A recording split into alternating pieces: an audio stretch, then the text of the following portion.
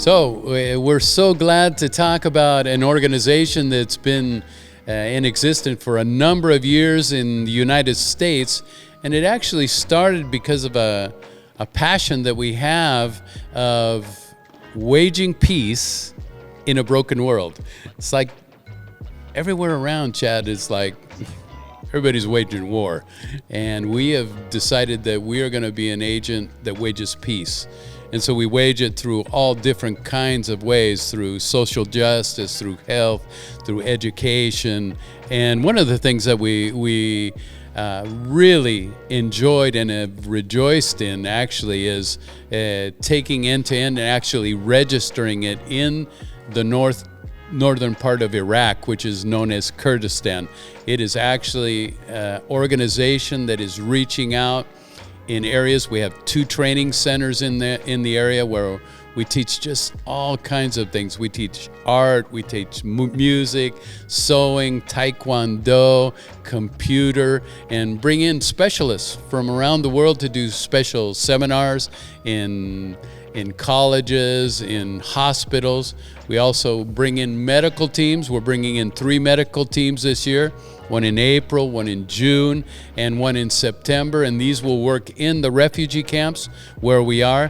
The Syrian refugee camps are filling up because of what is taking place in Syria. So we're going to hope to meet the needs of thousands and thousands of people in that area. And so, well, I'll let Chad introduce himself because he plays a major role in N2N in the United States. My name is Chad Courtney. I'm the Executive Director for Neighbors to Nations in the United States. And as Jeff said, there's a couple ways we describe ourselves in our work. One of them is to wage peace in a broken world. And the other one is just to simply make this world a better place. In a world full of pain, full of anger, full of hatred, full of war, full of poverty, full of natural disasters. It's really not that hard to help out, to find places to help and make this world a better place. And that's our passion. And we're willing to go anywhere and help people that are in need, help countries that are in need. But we really like to go to places where other people may not be willing to go, be as willing to go, like Iraq, like places like Morocco.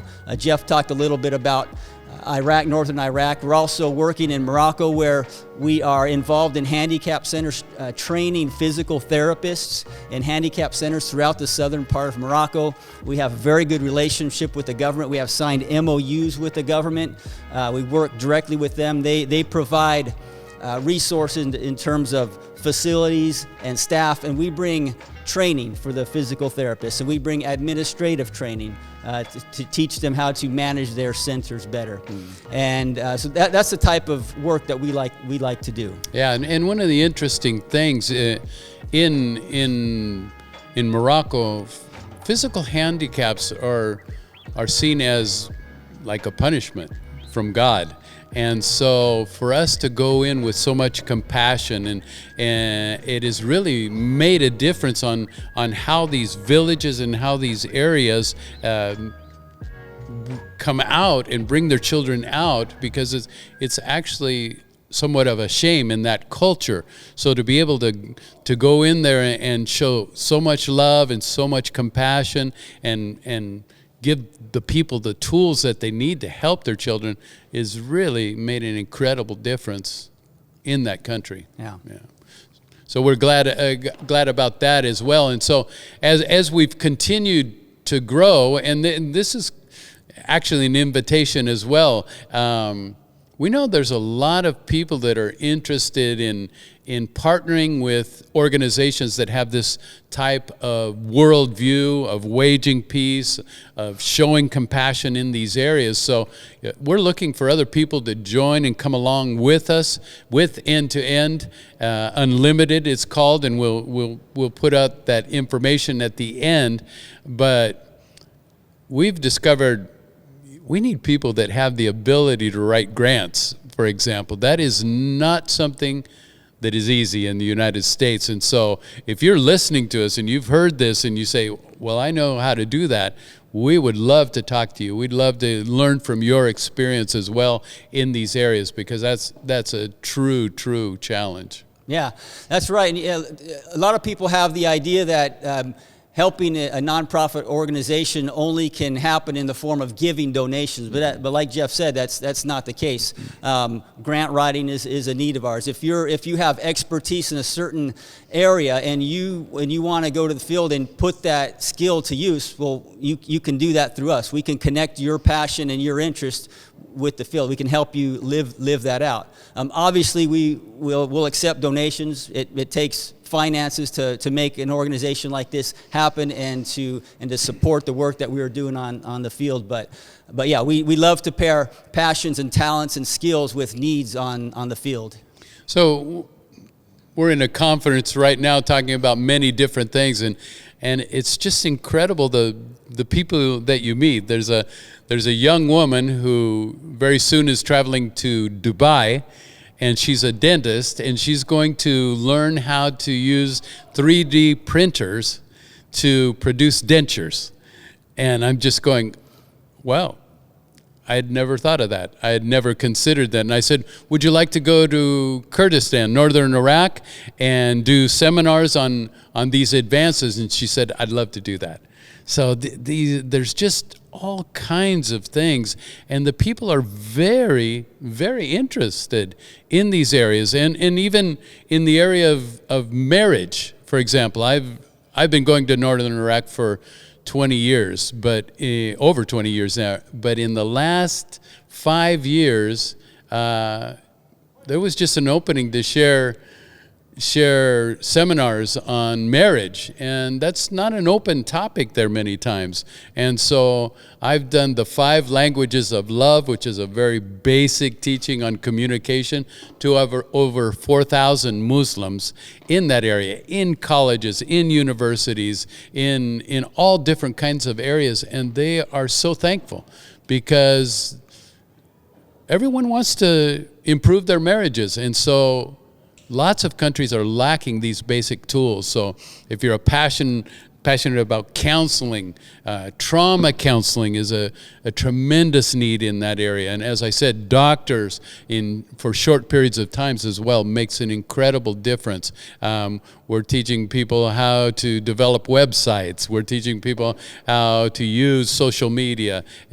One group came in and brought in cameras to train local people in how to film and how to produce good images so that they can show the reality of what's taking place in northern Iraq.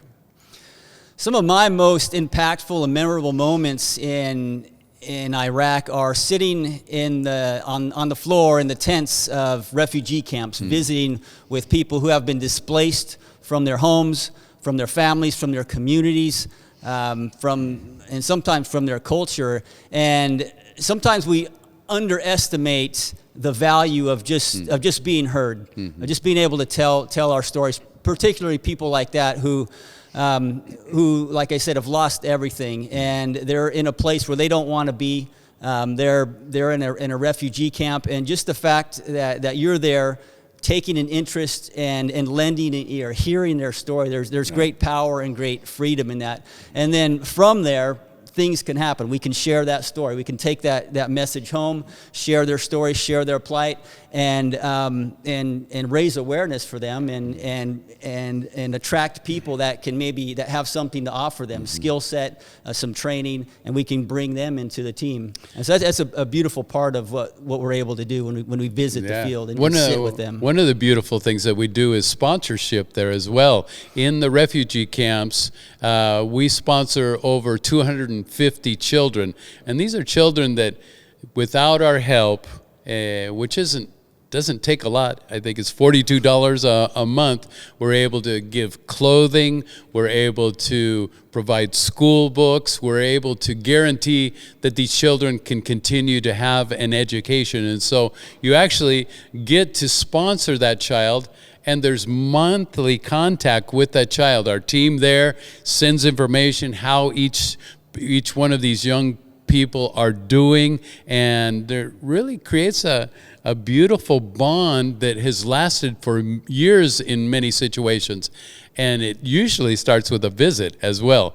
Many of the people, the young people that are sponsored, many of the children that are sponsored, is because somebody went there and spent time in the refugee camps, sitting on the floors and hearing their stories, which are tragic stories. But then for people to say, this person cares enough to continue helping for years, is a tremendous message of love and compassion and waging peace. Yeah.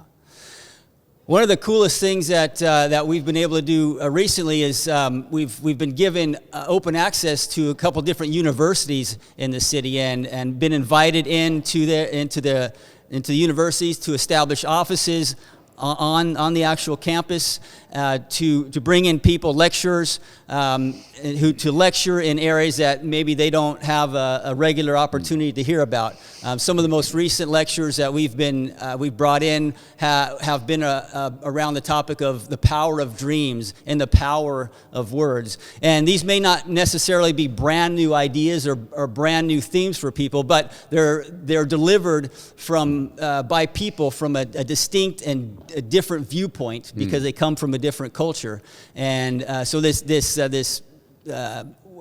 people that we were able to bring in and connect with the people in northern Iraq are acting almost as like goodwill ambassadors, where there's a sharing of culture that happens. Yeah, and it's amazing.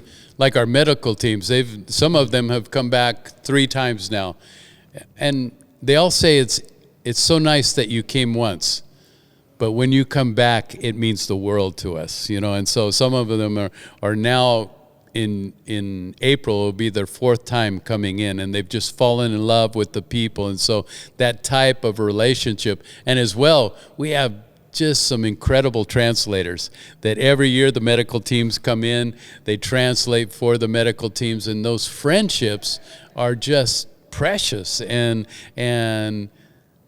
And really, many people have a false idea of North Americans. They see us in a very negative way. And so when they come into contact with people with so much compassion and so much love, they go, I need to rethink all of this. And so it's good internationally as well, as they get to know people that really have values and love for other countries. Yeah. I've gotten the question before, well, why do the medical teams have to keep going back? And why are the medical teams needed in the first place? And in the case of the refugee camps, well, it's because the nature of international aid is that as tragedies unfold around the world, as priorities shift around the world, where then those the priorities and the funding get shifted to other places and other disaster areas around the world. And in the case of northern Iraq, this refugee camp that we are working in, the other organizations simply pulled out because of funding or whatever reason, and we were invited to step in and fill that hole, take over a ready-made medical facility that was there, just waiting for someone to come in and operate it. And we said, yeah, there's no reason. We're in your city. We're operating here. There's no reason why we can't and why we shouldn't. And so we stepped in. And so we have a facility there, and we have a leadership team there. But what's lacking is our medical professionals that can come in and invest their own time and their own resources to go and meet the needs of these people who don't have regular access to health care. Yeah, and even the government has said, you know, it's nice that you, initially it was once a year, but that's not sustainable because you can't give out medicine for a year, and there needs to be follow-up and there needs to be checkups. And so they're actually hoping, and we're targeting and have the goal of having 6 teams a year. Every other month. That means it's sustainable. People can come back for their checkups. They can see how the procedure is, because if you wait 6 months, tragedy can happen. And the truth is, I have seen the treatment that refugees get in normal hospitals, and they are not a priority. And so when they receive the compassion of doctors from the outside that look them in the eyes, that take 15 to 20 minutes with the patients, they literally come out crying, saying, we have never, ever been treated like this. And so it's just beautiful, the impact that we can have on a society. The other thing that's cool is we have a coffee shop now in the center. I mean, this is a big city, and it's a center where we hope there'll be dialogue. And so it's full of, the goal is thousands of books, and it touches every topic possible. It even touches every religion possible, because we want to be a place where we can come together and have dialogue. And so the people that have visited said, we've never seen a place like this in our lives, where there is such openness for dialogue. Every type of literature imaginable is there, and this is a safe place. And so we really enjoy that as well. Yeah, I really appreciate the coffee shop and what it has become and what it will become. As Jeff said, it's just getting off the ground, and there's lots of books, but there's lots of empty shelves at this point. And imagine a day when all those shelves are filled with books, the types of cultural interchange, the political conversations, the cultural conversations, the religious conversations that are going to happen in that place, just the exchange of ideas. Exchanging ideas is never a bad idea, even though sometimes in this world they can be twisted and turned into a bad thing. But exchanging ideas, exchanging culture, seeing things from another point of view is always a good thing. It's always a starting point for something good. And that's, it just flows perfectly. That's a way to wage peace, when there's dialogue, when there's open opportunities to express different opinions. And believe me, there are a lot of opinions out there, but there can be a place where it's safe and dialogue can take place. I think it's incredibly healthy. And again, we've been in that city for over 20 years, and every time we attempt something new, they go, you guys amaze us. You guys just amaze us, because we've never met an organization like this organization. If you would like to join us, if you would like to know more about the work of N2N around the world, we invite you to check out our website, N2N If you're interested in joining one of our medical teams, if you're a medical professional, or even if you're not a medical professional, you'd like to come help, there are things that you can do on these medical trips, these medical campaigns. I want to encourage you to reach out to us either through the website or the phone number that's on the website, and find out how you can get involved, either by taking a trip over there on one of our teams, or financially supporting or offering what other skills that you have that you would like to use in helping wage peace in this broken world and helping make this world a better place. So thank you so much. It's been great to share our compassion and our passion, and just like Chad said, we invite you to join us in this journey that is far beyond what we had ever imagined when we went there over 20 years ago. So thank you, and we hope to be hearing from you very soon. Thank you.